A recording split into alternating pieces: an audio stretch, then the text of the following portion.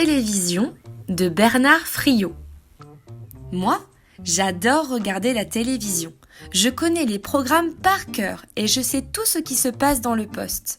Je me suis même amusée à le démonter et à le remonter plusieurs fois et j'ai rajouté 2 ou 3 boutons. Mes parents ne sont pas d'accord.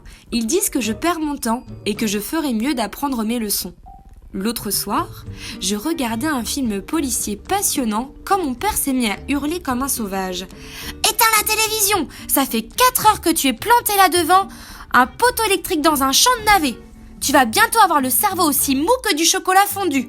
File dans ta chambre et va lire un peu ton livre de lecture. » Il y a longtemps que j'ai compris qu'il vaut mieux ne pas discuter avec mon père quand il est dans cet état-là.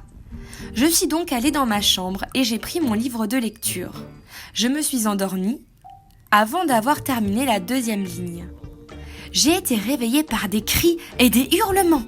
En écoutant bien, j'ai reconnu les voix de toute la famille, les barrissements de mon père, les mugissements de ma mère, les piaillements de ma grand-mère et les hennissements de ma sœur. Je suis allée voir ce qui se passait et j'ai vu un python essayait d'étouffer ma grand-mère, un crocodile avait attaqué une cuisse de mon père, 2 jaguars se disputaient ma mère et un requin demandait à ma sœur d'enlever ses chaussures pour qu'il puisse la croquer proprement.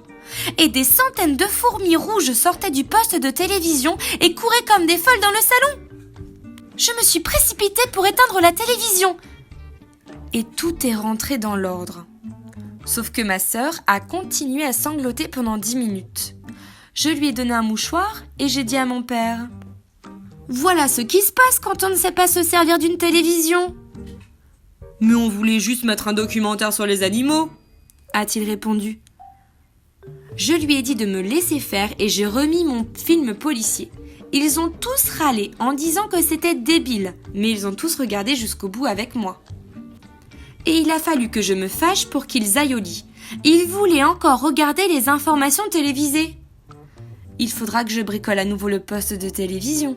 Sinon, ça va mal se terminer.